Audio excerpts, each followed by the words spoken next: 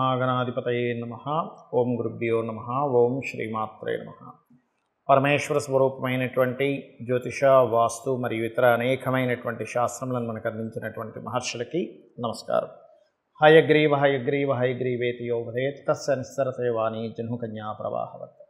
అరుణాం కరుణాతరంగితాక్షీం ధృతపాశాంకుశపుష్పబాణచాపాం అనిమాదివిరావృతాం మయూకైః అహమిత్యేవ విభావయే భవానీం. శ్రీమాత్రే నమః. ప్రేక్షకులకి ఆ లలితాంబిక అమ్మవారి యొక్క అనుగ్రహం పరిపూర్ణంగా కలగాలని మనస్ఫూర్తిగా కోరుకుంటూ మనం ఈరోజు చెప్పుకోబోయేటువంటి టాపిక్ ఏమిటి అంటే, ఇప్పుడు మనకి 1వ తేదీ నుంచి కుజుడు తన ఓన్ హౌస్లోకి ఫైరీ సైన్లోకి వస్తున్నాడు. మరియు శని కుంభరాశిలో ఉండి తన ఓన్ హౌస్ నుంచి కుజుడిని వీక్షిస్తున్నాడు. కాబట్టి ముండేన్ ఆస్ట్రాలజీ అంటే మైథుని జ్యోతిష్యం పరంగా చూసుకుంటే ఈ కుజశనులు ఓన్ హౌజెస్లో ఉంటూ పరస్పర వీక్షణ అనేటువంటిది ప్రపంచవ్యాప్తంగా దేశవ్యాప్తంగా కొన్ని మార్పులను ఇస్తున్నప్పటికీ ఇది 12 లగ్నాల వారికి లేదా 12 రాసుల వారికి ఎటువంటి ప్రభావం చూపించబోతుంది అనేటువంటి విషయం మనం ఒక్కొక్క లగ్నరీత్యా తెలుసుకుందాము. లగ్నం తెలియనటువంటి వారు రాశిరీత్యా కూడా చూసుకోవచ్చు. అయితే ఇందులో ఇది ఎప్పుడు బ్యాడ్ ఇస్తుందా, ఇందులో ఏదైనా కొంత గుడ్ కాంబినేషన్ కూడా ఉందా, ఎటువంటి పరిహార మార్గాలు చేసుకోవాలి అనేటువంటి విషయానికి మనం తెలుసుకుందాం. తులాలగ్నము తులారాశి తులవారి కనుక చూసుకున్నట్లయితే ఇక్కడ కూడా అగైన్ సప్తమ స్థానంలో కుజుడు ఉన్నాడు. మరి ఇక్కడ సప్తమ స్థానంలో కుజుడు ఉండడానికి కన్యకి ఏమిటి డిఫరెన్స్ అని చెప్పి చూసుకున్నట్లయితే పర్టికులర్గా ఇది కొంచెం మీ యొక్క జీవిత భాగస్వామికి స్ట్రాంగ్, ఎందుకంటే ఇది స్ట్రాంగ్ ప్లానెట్ అయింది. అక్కడికి వెళ్ళి కుజుడు మేషంలోకి వెళ్ళి స్ట్రెంగ్త్ని పెంచుకున్నాడు కాబట్టి దాని శని దృష్టి ఉంది. That is different thing. దానివల్ల కలిగే ఫలితాలు ఏమిటాయంటే, ఎవరినైనా ఇష్టపడిన వారిని వివాహం చేసుకుందామనేటువంటి ప్రయత్నంలో ఘర్షణ జరుగుతుంది ఇక్కడ. అలాగే జీవిత భాగస్వామికి మాత్రం ఏదైనా ఉద్యోగ సంబంధించినటువంటి ప్రయత్నాలు సక్సెస్ అవుతాయి. మీరు చేసేటువంటి మీరు ప్లానింగ్ చేసేటువంటి ఫ్యాక్టరీస్ కావచ్చు, ఇటువంటి విషయాల్లో మీకు బాగా కలిసి రావడం జరుగుతుంది. ఇది గుర్తుపెట్టుకోండి. అదేవిధంగా మరొక విషయం ఏంటంటే, ఇక్కడ గమనించుకున్నట్లయితే ఈ యొక్క సప్తమ స్థానం కుజుడున్నాడు, పంచమంలో శని భగవానుడు ఉన్నాడు. ఈ సప్తమంలో ఉండేటువంటి కుజుడిని, పంచమంలో ఉండేటువంటి శని యొక్క దృష్టి ఎప్పుడైతే పడిందో ఈ కాంబినేషన్ పర్టికులర్గా గమనించుకున్నట్లయితే ఇది లాభంలో ఉండేటువంటి దాన్ని యాక్టివ్ చేస్తుంది. కాబట్టి అంటే కొన్ని వ్యాపార లాభాలను ఇస్తుంది. కాబట్టి కొంచెం వ్యాపార లాభాలు వస్తున్నాయి, కొంత ఘర్షణ వాతావరణం కూడా ఇస్తుంది. కాబట్టి ఈ యొక్క విషయాల్లో ఇంకొంచెం మీకు వ్యాపారాలు ఎటువంటి ఘర్షణ వాతావరణం లేకుండా జరగాలి అని అనుకుంటే కనుక నేను చెప్పేది ఒకటే, మీకు దగ్గరలో ఉండే ఆంజనేయ స్వామి, సుబ్రహ్మణ్య స్వామి రావి చెట్టు చుట్టూ ప్రదక్షిణాలు చేసుకోండి. ఇవి చేసుకున్నట్లయితే పర్టికులర్గా మొదట్లో నేను చెప్పినట్టుగా ఈ వివాహం, ఇష్టపడిన వారిని వివాహం చేసుకోవాలనేటువంటి ఈ ఆలోచన ఏదైతే ఉందో, మీరు ఏదైతే దాని గురించి ఏదైతే ప్రయత్నం చేస్తున్నారో అటువంటివి కొంచెం సాఫీగా ముందుకు సాగేటువంటి యోగం కలుగుతుంది. అయితే మీరు ఇక్కడ గోవులకి క్యారెట్స్, బెల్లము, బీట్రూట్ లాంటి పదార్థాలు, టమాటాలు ఇట్లాంటివి తినిపించినట్లయితే, అందులో ముఖ్యంగా దేశీవాళి గోవు తినిపించండి. అందులో అమ్మవారు ఉంది, సాక్షాత్ భగవత్ స్వరూపం గోవు, సకల దేవతలు ఉన్నారనే భావంతో తినిపించాలి. ఏదో తినిపించేసేవనేటువంటి భావంతో కాదు. ఇక్కడ పర్టికులర్గా ఈ కుజుడు శని ఓన్ హౌస్ అండ్ శని యొక్క దృష్టి, దీనికి మనకి దీంతో పాటు మనకి ఈ సంవత్సరం క్రోధినామ సంవత్సరం అయింది. దీన్ని కరెక్ట్గా మనం అబ్జర్వ్ చేసినట్లయితే క్రోధినామ సంవత్సరం అయిన రోజు మనకి మంగళవారం అయింది. సో మంగళవారం వచ్చినటువంటి క్రోధినామ సంవత్సరం, దానికి అధిపతి, ఈ సంవత్సరానికి అధిపతి కుజుడు, తాను బలపడుతున్నాడు. ఇది గుర్తుపెట్టుకోవాల్సిన అంశం.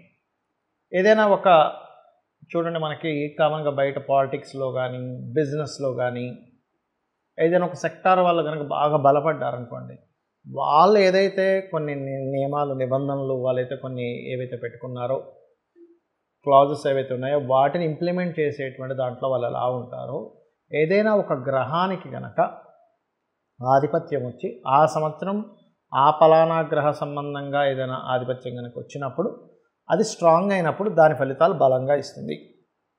కాబట్టి ఈ క్రోధినామ సంవత్సరంలో ప్రధానంగా ఈ కుజుడు 45 డేస్ ఎప్పుడైతే ఈ యొక్క మేషరాశిలో ఉంటాడో, 1వ తేదీ నుంచి దాదాపు 45 టు సంథింగ్ 45 డేస్ దగ్గరలో ఉంటాడు. ఉన్నప్పుడు ఇది ఇచ్చే ఫలితాల్లో ముఖ్యంగా మనకి గొడవలు, గందరగోళ పరిస్థితులు ఎక్కువగా ఇస్తాడు ముండైన్ ఆస్ట్రాలజీ పరంగా. అంటే ఏంటి, ప్రపంచవ్యాప్తంగా యుద్ధ సంబంధమైనటువంటి పరిస్థితులు, అల్లర్లు, గొడవలు, ఆవేశాలు, వీటితో పాటు ప్రకృతిలో ఎటువంటి మార్పులను ఇస్తుంది ఇది అని చెప్పి చూసుకున్నట్లయితే ఒకటేసారి భౌగోళికంగా తీసుకుంటే ఒక దగ్గర చూస్తే విపరీతమైన ఎండలు. మనం గతంలో కూడా ఒక వీడియోలో చేసాం, 50 డిగ్రీలు దాటినా ఆశ్చర్యపోవాల్సిన పని లేదు అని. యాజ్ ఇట్ ఈజ్గా అలాగే జరిగింది. 50 డిగ్రీలు దాటింది కొన్ని ప్రదేశాల్లో. మన వీడియోలో చెప్పినట్టుగా దాదాపుగా ఇది ఒక నెల రోజుల క్రితం చెప్పిన అంశం ఇది. సో 50 డిగ్రీస్ దాటినా ఆశ్చర్యపోవాల్సిన పని లేదని ఏదైతే అన్నామో, ఇప్పుడు చూస్తే జూన్ మాసం వచ్చేస్తుంది. సో జూన్ మాసంలో సర్వసాధారణంగా ఎండలు తగ్గి వర్షాలు పడాలి. అయితే ఈ వర్షాలు ఎలా పడతాయి, ప్రకృతి ఎటువంటి మార్పులను ఇస్తుంది అంటే బాగా ఎండ కనిపిస్తున్నట్టుగా ఉంటుంది, సడన్గా వర్షం బోహన పడిపోతుంది.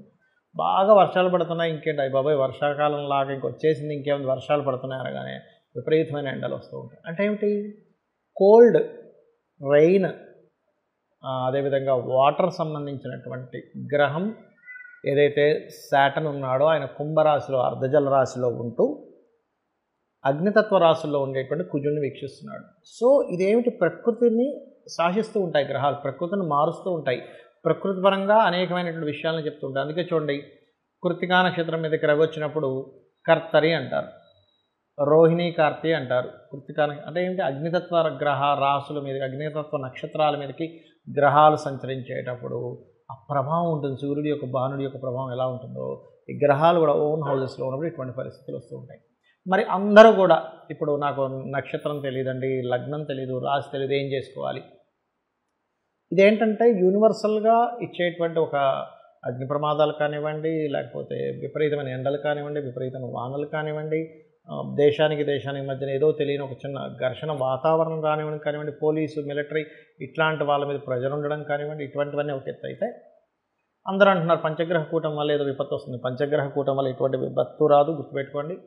కేవలం రవి తన నుంచి దశమ స్థానంలో ఉన్నందుకు గవర్నమెంట్ అనేకమైనటువంటి మార్పులను తీసుకొస్తుంది. దీనివల్ల ఈ మార్పుల వల్ల కలిగేటువంటి అల్లర్లు కూడా కొంతవరకు జరగవచ్చు ఇక్కడ.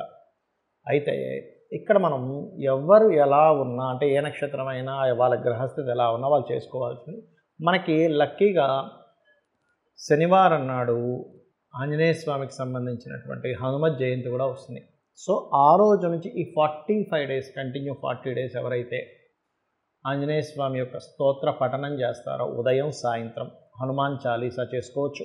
అంటే ఎటువంటి ఇబ్బందులు ఉండవండి. ఎప్పుడైనా శని కుజ సంబంధించినటువంటి గ్రహస్థితి వచ్చిందనుకోండి, ఎవరికైనా జన్మజాతకంలో కావచ్చు, వాళ్ళ యొక్క గోచారంలో కావచ్చు, ఏదైనా వచ్చినప్పుడు ఏమవుతుందంటే ప్రెషర్ ఉంటుంది, బాగా స్ట్రెస్ ఉంటుంది.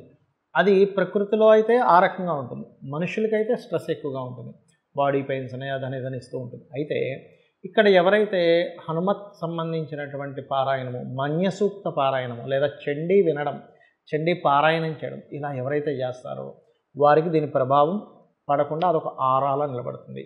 ఏమంటే నాకు హనుమాన్ చాలీసా చదవడం రాదు, నేను అంత పూర్తిగా నేను చేయలేను అనుకునేటువంటి వారు ఒకటే గుర్తుపెట్టుకోండి, సింపుల్గా ఒక మంత్రం చెప్తాను. ఇది పరాశర సంహిత అనేటువంటి గ్రంథంలో ఉన్నటువంటిది. అదేమిటి అంటే ఓం హరి మర్కటాయ నమః. బాగా ఉపాసకులైతే హరి మర్కటాయ స్వాహ కూడా చేయొచ్చు, బట్ నమః ఈజ్ గుడ్. ఓం హరి మర్కటాయ నమః కూర్చొని రోజు ఒక అరగంట సేపు చేసినట్లయితే మీ జన్మజాతకంలో ఒకవేళ శాటర్న్ అండ్ మార్స్ పాడై మీ లైఫ్లో సెటిల్మెంట్ లేదు, అన్నీ లేట్ అవుతున్నాయి, మాటికి అప్ అండ్ డౌన్స్ అవుతున్నాయి, లేకపోతే బాగా ఇబ్బందులు పడుతున్నాము, ఏం చేయాలో అర్థం కావట్లేదు, ఇటువంటి సిచ్యువేషన్స్లో ఉన్నా కూడా మీరు అటువంటి కష్టమైనటువంటి సిచ్యువేషన్ నుంచి ఆ యొక్క ఆంజనేయ స్వామి బయటపడేస్తారు. ఎందుకంటే అందరూ చూడండి, మనం బాధపడే దేని గురించి, అమ్మో శనిగ్రహం యొక్క ప్రభావం ఎలా ఉంటుందో, అమ్మో నాకు ఏనాడు శని నడుస్తుందని బాధపడుతుంటాను చూసారా. శని భగవానుడిని కంట్రోల్ చేసేటువంటి బలము కొన్ని గ్రహాలకి, కొంత దేవతా స్వరూపాలకి ఉంది. ఎవరెవరు అంటే 1 ఆంజనేయ స్వామి, 2 సుబ్రహ్మణ్యేశ్వర స్వామి, 3 గణపతి, 4 నరసింహస్వామి యొక్క ఆరాధన. ఇలా శక్తి దేవత చండీకి కూడా ఉంటుంది. అంటే ఏమిటి, ఎనర్జీ అనమాట. అంటే ఒక చల్లగా ఉంది ఒక ఎనర్జీ, ఆ చల్లదనాన్ని పోగొట్టుకోవాలంటే వేడి ఎనర్జీ కావాలి మనకి. అంటే బాగా చలేస్తుందండి, అప్పుడు మనం ఏం చేస్తాం, ఒక ఫైర్ పెట్టుకుంటే దగ్గరికి వెళ్ళగానే చలిపోతుంది, కానీ చలిని పోకు అంటే పోదు. సో యాజ్ ఇట్ ఈజ్ మనం దీని కనుక పాటించగలిగితే అద్భుతాలు మనం చూడడం జరుగుతుంది. కాబట్టి ఇది చెయ్యండి. ఎటువంటి క్లిష్టమైన పరిస్థితుల నుంచి అయినా మీరు బయటపడడం జరుగుతుంది.